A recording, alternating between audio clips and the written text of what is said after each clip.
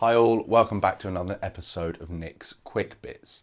Today, as you can tell from the title, we're talking about bends, half-tone bends, tone and a half bends, unison bends, the technique I use, like do you bend up, do you pull down, where your fingers should be, what you should be doing, and then I'll probably chuck them all into a little solo at the end and see how it sounds. Let's get into it.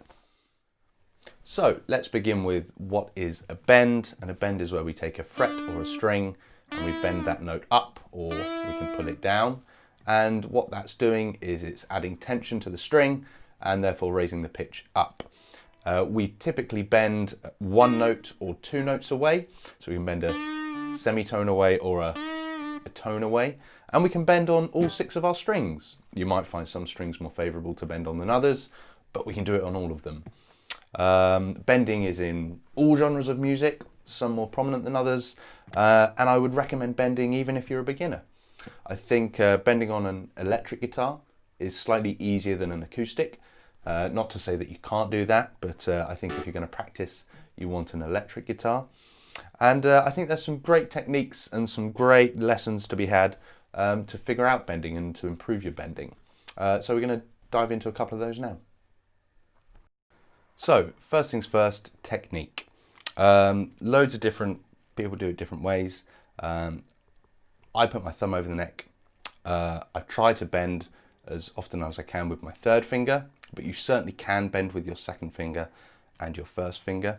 But if you're just getting started, I'd recommend third finger bending and using support from your second and first finger. They're just not sitting there and looking pretty. They're actually pushing with your third finger up. And I'm got some pressure here with my thumb, where I'm pulling down on the neck. Everything's quite tight. It's like I'm making a fist and pushing that string up. A lot of people angle their fingers too far in, and they'll find that the string goes over their nail. Try to avoid that. We kind of want our fingers angled softly down, pushing up and pushing the strings above it up as well. And then we don't hear any clattering when we bring the string down. We can bend on all 6 strings, like I said. We might try and bend down rather than up when we're on the lower E string and the A string. You can certainly use different fingers. But yeah, if we're getting started, 3 fingers angled slightly down, thumb over, bending up. Trying to push all of these strings up as we go as well. Okay, so we've covered what bends are and we've talked about the technique a little bit. Now let's put it into practice. So when we're practicing, we want to do bends all over the fretboard. As bends down here by the nut, there's more tension down here, so we're going to have to bend harder. As to bends up here, a bit looser, a little bit easier to bend. And we want to be bending on all of our strings. So let's start with semitone bends. And if we're just getting started with bends, the exercise that you need to be doing at home is playing the note next to the note that we're bending. So we're bending up to fret. We want to hear the note on fret 4, and we want to bend that note from fret 3. So we're always bending up. We can't really bend down because we're making the string tighter. Then fret 5, fret 7,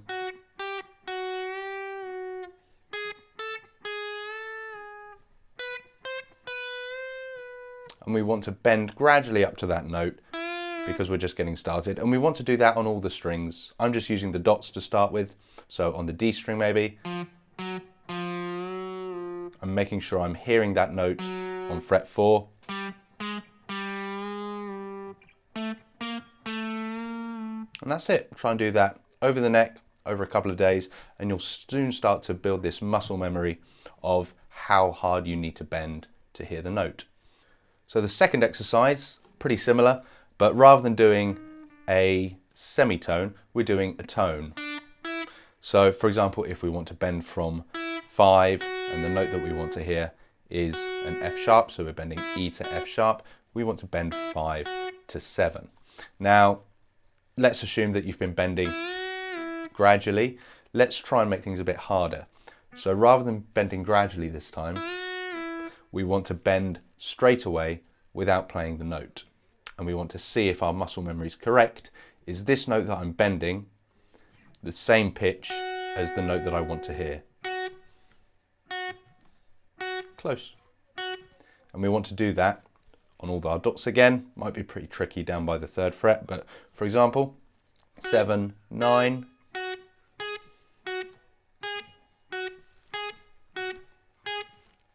little bit better the second time, 9 to 11,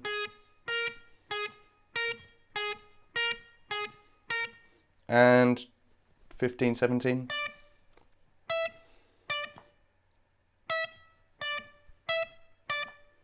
So what we're doing is we're taking out our ear here because we're not relying on bending up to the pitch.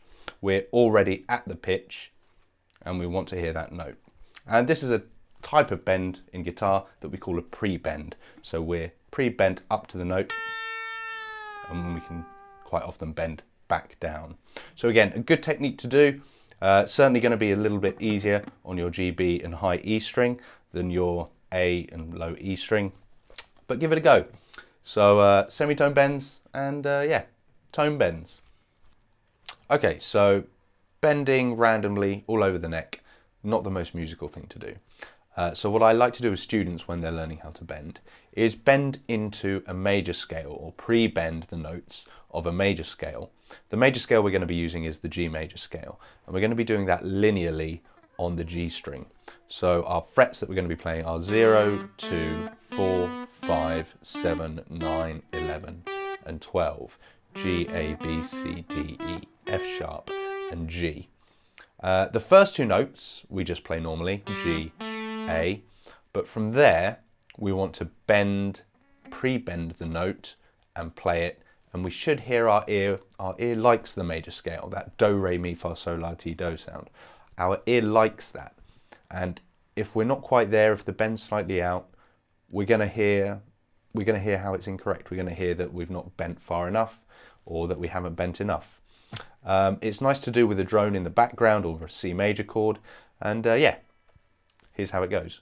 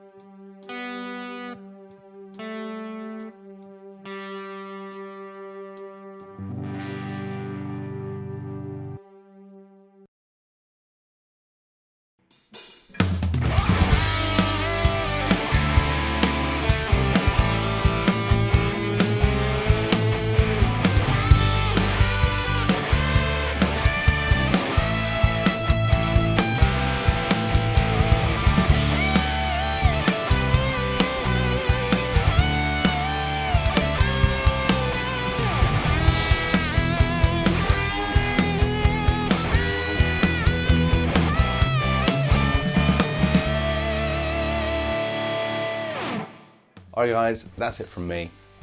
Incorporate them in your own practice, in your own playing. Try and use your ears, make sure you're bending up to the right pitch. Find a technique that works for you. Like I said, I kind of like my thumb over and all my fingers supporting if I'm bending with my 3rd finger. But yeah, like, subscribe, go check out the online course if you're so inclined, and I'll see you in the next one.